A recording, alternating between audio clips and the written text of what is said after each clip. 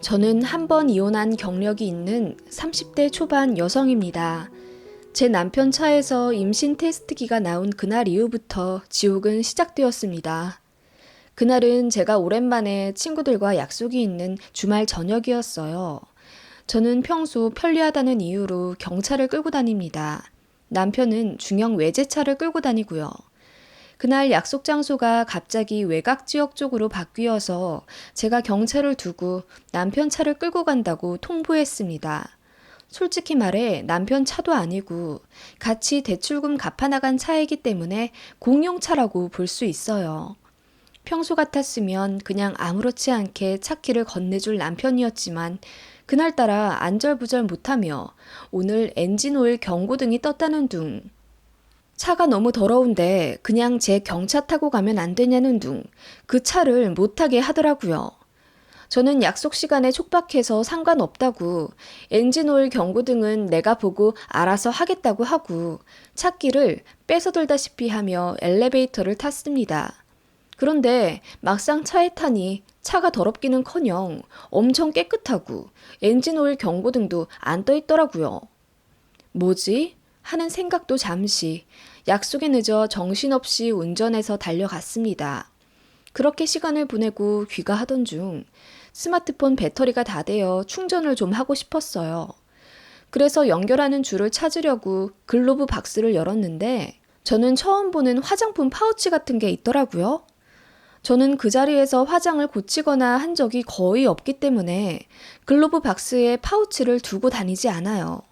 그거 보자마자 남편 옷을 따라 이상한 행동한 것도 그렇고 문득 불안한 직감이 들어서 갓길에 차를 세우고 미친 듯이 열어봤습니다.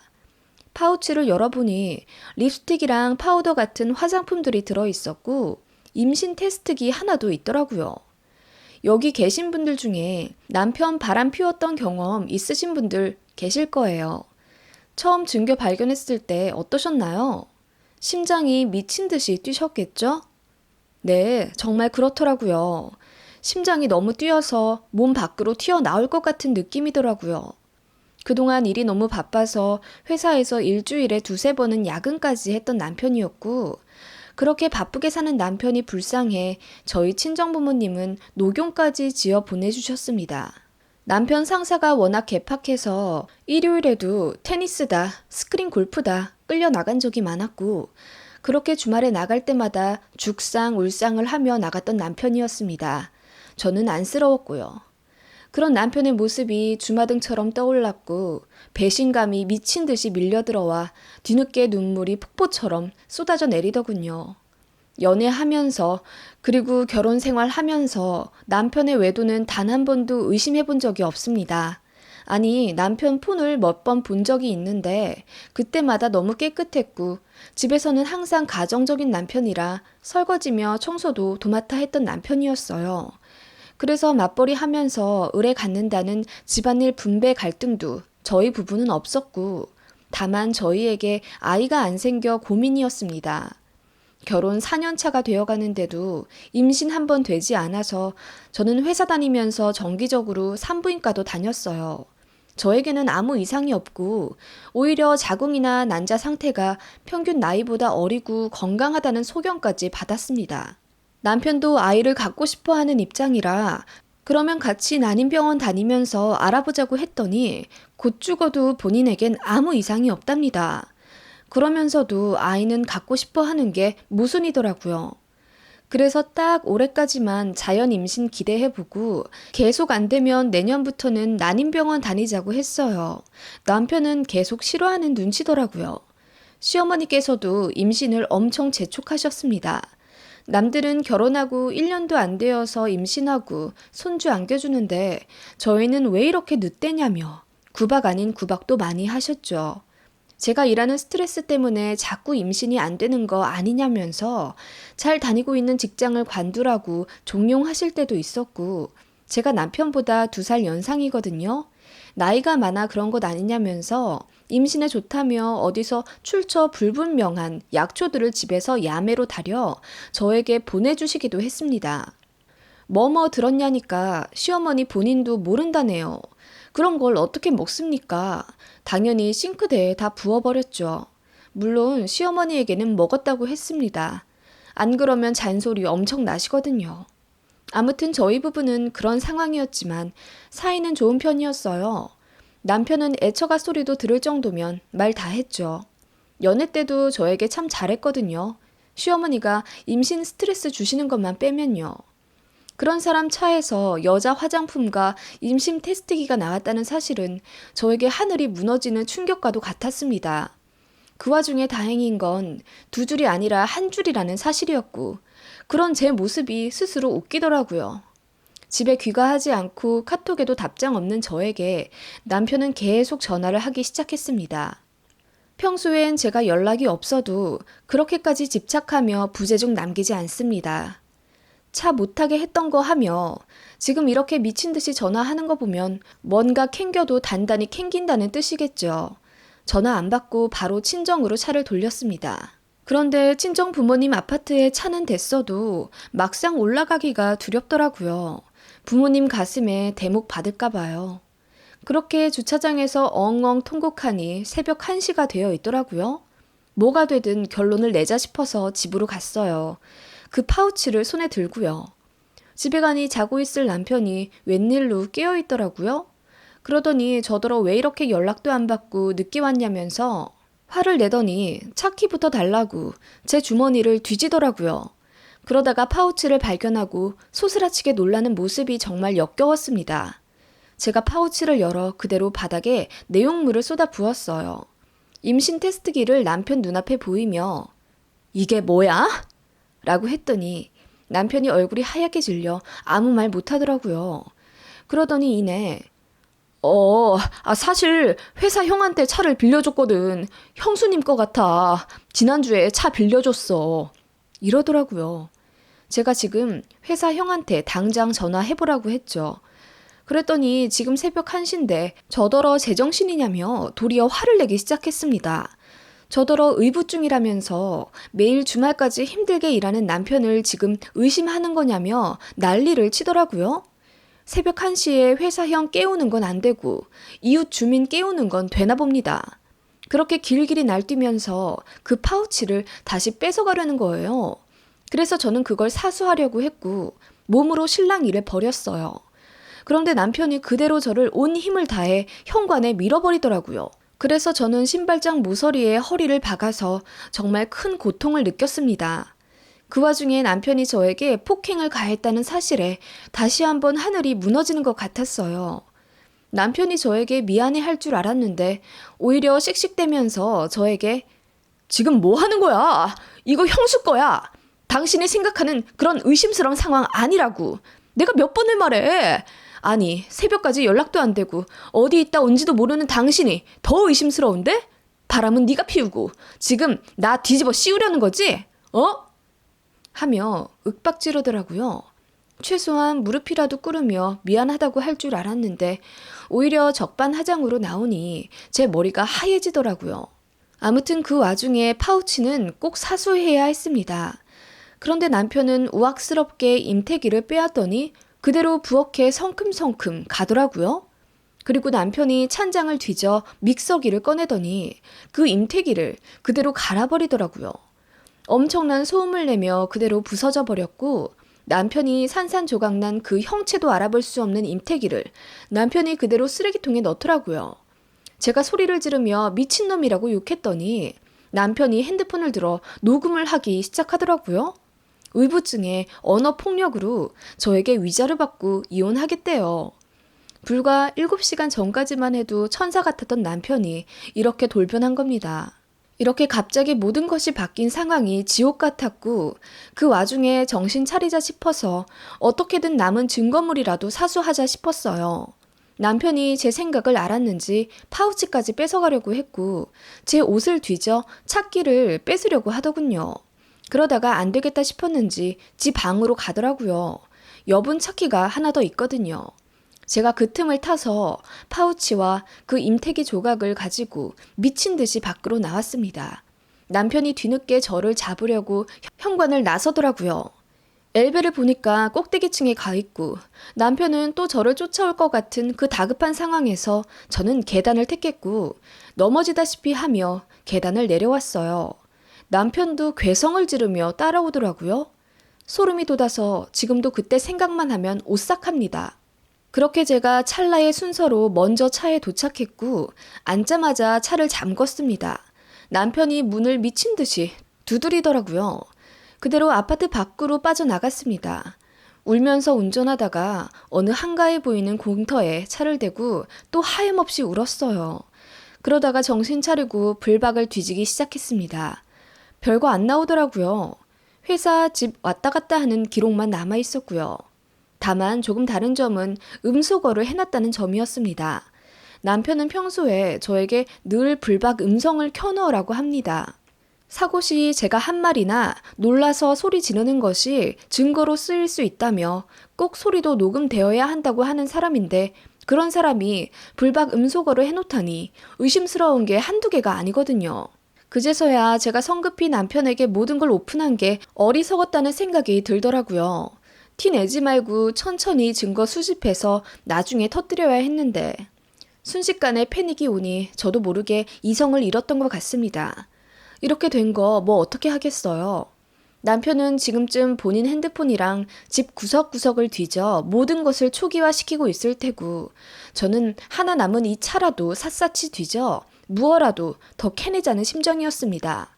그렇게 불박에 매달려 지난 시간을 보고 있는데 지워지기 직전인 한 달 전에 찍힌 영상에 눈을 의심하는 뜻밖의 인물이 나타난 걸 보게 되었어요.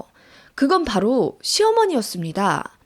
저희는 시댁 갈 때 차 밀린다는 이유로 거의 KTX를 타고 다니고 이 차를 끌고 시댁에 방문한 적은 없습니다. 그런데 한 달 전에 시어머니가 이 차에 타셨다니요. 말도 안 되는 이야기입니다. 이상해서 시어머니가 차 앞 유리창에 찍힌 그 시점 전후로 미친 듯이 보기 시작했습니다. 불행 중 다행인 것은 시어머니가 차에 탄 날은 불박에 녹음이 되어 있더라고요. 시어머니가 가신 이후부터 다시 음소거가 시작되었고요. 그 와중에 정말 다행이었습니다. 정황은 이랬어요. 차는 남편 회사 주차장에 대여져 있었는데 차량 앞으로 시어머니랑 남편이 찍히더라고요. 앞에서 무언가 얘기하더니 시어머니가 주위를 두리번거리며 차에 타서 얘기하자는 뉘앙스로 표현했고 그렇게 두 모자가 차에 타자마자 언성을 높여가며 이야기를 나눈 것이 모두 블랙박스에 녹음이 되었습니다. 엄마, 현주를 왜 만나? 아니, 그래서 빨리 어떻게든 결정을 좀 해. 너나 세아가나 나이는 자꾸 먹어가는데 어쩔 거야. 현지랑 언제까지 만날 수 있을 것 같아? 현지가 헤어지자고 하면 어쩔 거고. 그럼 너만 낙동강 오리알 되는 거야. 엄마, 내가 알아서 잘 정리해볼게. 아무튼 난 지금이 좋아. 현지도 아직 결혼은 하고 싶지 않은가 봐. 내가 현지한테 전화해보리? 저번에 나랑 만났을 때는 어머님 하면서 현지도 너랑 빨리 결혼하고 싶다고 그랬단 말이야. 애가 어려서 말만 그렇게 하지 막상 결혼하자고 하면 빼. 튕기는 거야. 네가 잘 좀 구슬려 봐. 그런데 만난 지 벌써 1년이 넘었는데 아직도 임신이 안 되니? 그러네. 진짜 나한테 문제가 있긴 한 건가? 네 형처럼 너도 정자 상태가 안 좋은 거 아니니? 아유 엄마, 남사스럽게 그런 말을. 아니 검사라도 좀 해봐. 세아기도 그렇고 현지도 그렇고 왜 관계를 하는데 임신이 안 돼? 엄마, 검사는 죽어도 싫어. 엄마는 아들 둘 있는 게 전부 남자 구실 못하는 놈들이었으면 좋겠어? 아무튼 내가 알아서 할게. 그리고 현지한테 그만 연락해. 부담스러워해. 네가 우유부단하게 행동하니 그렇지. 둘 중에 하나 빨리 정리하고 빨리 애 가져. 네 아빠 유산 작은 아빠한테 다 가게 생겼어. 엄마, 알겠어. 그만 좀 해. 그렇게 시어머님은 차에서 통화를 좀 더 하시다가 둘 다 차에서 내리시더라고요. 그 이후로는 별거 찍힌 거 없고요. 정말 황당하더라고요. 그 20분 남짓 대화 내용으로 보아 시어머니는 남편 상간녀의 존재를 확실히 알고 있었습니다. 따로 만나고 전화통화까지 할 정도였으면 꽤 친밀하다는 얘기였고요. 그리고 유산에 관한 얘기는 시아버지 쪽에 현재 가치 120억 정도 되는 땅이 있는데 그 땅이 작은 아빠에게 가게 생겼습니다. 가정사가 있어 자세히 말은 못하지만 작은 아빠 쪽으로 못 가게 하려면 형님이나 남편이 아이를 가져야 하는데 아주버님은 난임병원에서 이미 정자 건강이 안 좋다는 판정을 받으셨습니다. 그래서 난임병원 다니며 형님네 부부가 노력하고 있고요. 남편도 그걸 잘 알고 있어요. 그래서 저도 같이 병원에 다니자고 했던 건데 남편은 본인도 정자가 비실비실하다는 소리를 들을까봐 그런지 곧 죽어도 병원 가서 검사는 안 하겠다고 고집부리더라고요. 이해는 안 가지만 남자 자존심이라 그런가 싶어서 조금 시간을 두고 이해하고 있던 상황이었습니다. 아무튼 많은 증거가 손에 들어왔잖아요. 그대로 동트기만을 기다려 변호사 사무실에 찾아갔습니다. 제가 가져간 모든 것들은 외도 증거가 되기에 충분했고 제가 집에서 남편에게 폭행당하는 모습도 영상에 있어서 다행이었습니다. 제가 남편 대면하기 전에 동영상 켜놓고 집에 들어갔거든요. 그 길로 병원에 가서 허리로 전치 2주 진단 받았고 신경정신과까지 가서 모두 진단서 받아냈습니다. 그리고 시어머니에게 찾아갔어요.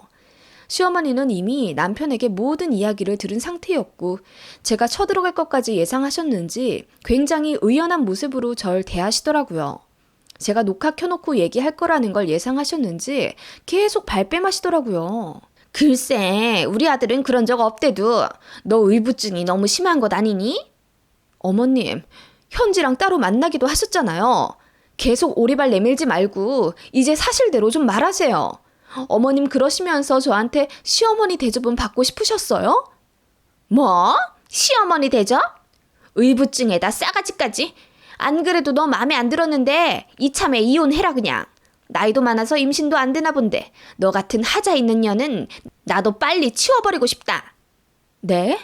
하자가 있다고요? 하자는 어머님 아들이 있는 거고요. 아주버님 정자 상태 최악이라면서요. 유전인가 보죠. 저는 멀쩡해요. 뭐? 너 말 다 했냐?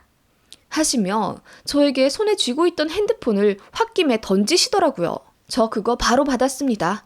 그리고 있는 힘껏 화장실로 달려가 문을 잠궜어요. 시어머니가 미친 듯이 문을 두드리는 와중 저는 어머님 핸드폰을 샅샅이 뒤졌습니다. 미친, 그 현지라는 상간녀랑 어머님이랑 통화도 참 많이 했더라고요. 남편이랑 상간녀랑 둘이 데이트하는 사진도 어머님한테 보냈더라고요. 어이가 없었습니다. 어머님은 상간녀한테 명품백도 2억에 주신 모양이더라고요. 상간녀는 이제 겨우 25살이었고요. 이미 어머님이랑도 많이 친해진 듯 보였고요. 남편이랑 어머님과의 카톡은 다 지워지고 없더라고요. 전부 신속하게 증거 옮겨놨습니다. 그 와중에 화장실 밖에서 시어머니는 계속 소리 질렀고요. 야! 빨리 나와! 너 내 폰 가지고 뭐 하는 거야? 빨리 나와 이년아! 제가 최대한 많은 것들을 옮기고 문을 벌컥 열었습니다. 시어머니가 제 손에 있는 폰부터 대뜸 집어가며 저에게 손을 올리려고 하시더라고요. 제가 어머님 손목을 탁 잡고 말했습니다. 정자 안 좋은 것만 유전인 줄 알았는데 쓰레기 같은 인성도 유전이었나 보네요. 애미나 그 아들이나 이렇게 뒤에서 음침하게 호박씨 까고 있을 줄 누가 알았겠어요. 미친 것, 너 내 폰 가지고 뭐 했어? 어? 이혼은 당연하고 당신네 집안 내가 만천하에 알려서 아주 개망신 시킬 거예요. 기대하세요. 그렇게 저는 집에서 나왔습니다. 그리고 이혼 소송을 시작했어요. 정말 진흙탕 싸움 그 자체였고 남편 쪽에서도 변호사 선임해서 계속 자기는 죄가 없다는 식으로 나왔지만 제가 제출한 증거 중 40%가 인정이 되어 결국 남편의 유책으로 결정 났습니다. 위자료요? 얼마 안 되더라고요. 겨우 1,500만 원이었습니다.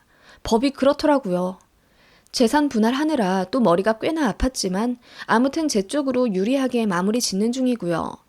그런데요, 더 놀라운 사실이 드러났어요.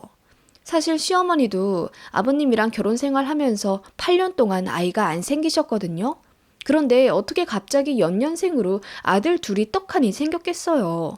저도 그걸 좀 의아해하고 있었는데 모든 의문이 풀렸습니다. 이혼 진행하는 과정에서 남편 쪽 친척에게 들은 사실인데 시아버지도 정자 상태가 안 좋은 건지 아님 불구인 건지 계속 임신이 안 되었고 어머님은 그런 시아버지에게 지쳐서 외도를 하셨다네요. 그런데 바로 임신이 된 거죠. 더 충격인 건 시아버지도 그 사실을 알면서 묵인했다는 겁니다. 어머님이 외도하고 나서야 아이가 생긴 게 드러나면 사람들 앞에서 아버님 본인이 남자 구실 못한다는 게 증명이 되니까요. 정말 콩가루 집안이었지 뭐예요. 친정부모님은 제가 아이가 안 생긴 채로 이혼해서 오히려 다행이라고 저를 토닥여 주셨습니다. 제가 그런 막장 집안에 감쪽같이 속아서 결혼했다는 사실에 한동안 자괴감이 들었었는데 솔직히 작정하고 속이는데 당해낼 사람이 어디 있나 싶고요. 시어머니는 그 이후로 저희 친정집에 쳐들어와서 아들 인생 책임지라며 난리쳤고 저희 엄마가 변기에서 물 퍼내서 시어머니에게 부어버리고 쌍욕하며 내쫓으셨습니다. 현지라는 상간녀는 남편 회사 같은 건물에 있는 다른 회사 계약직 사원이었더라고요. 그런데 그냥 전 남편이랑 전 시모가 명품도 사주고 그러니까 1년이나 옆에 붙어 있었는데 저희 이혼 소송하는 과정에서 헤어진 것 같더라고요. 몰라요. 또 어떤 여자를 만나 두 모자가 철저하게 속이며 제2의 피해자를 만들지. 저는 정의의 사도는 아니지만 그 꼴은 정말 못 볼 것 같아요. 그래서 전 남편 회사 쪽에 이 얘기를 전부 흘려보냈습니다. 친했던 남편 직장 상사 와이프 얘기로는 전부 남편 얘기로 떠들썩해졌던 것 같더라고요. 인사고과에 인성과 평판 역시 중요한 회사라 아마 좌천되는 건 확실할 거고요. 얼굴도 제대로 못 들고 다닌다고 들었습니다. 퇴직도 생각 중인 것 같다고 하던데 남이사고요. 그 상간녀도 개망신 당하고 회사 관뒀다더군요. 솔직히 더 처참하게 망했으면 좋겠습니다. 그 집안 전부요. 거의 2년이 다 되어가는 시간 동안 정말 많이 힘들었는데 이제는 심리적으로 많이 안정되었고 친정 부모님 옆에서 서로 잘 보듬어주며 행복하게 살고 있습니다.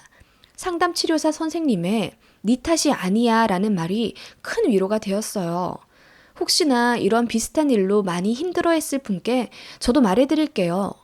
일이 그렇게 된 건 결코 당신의 탓이 아닙니다.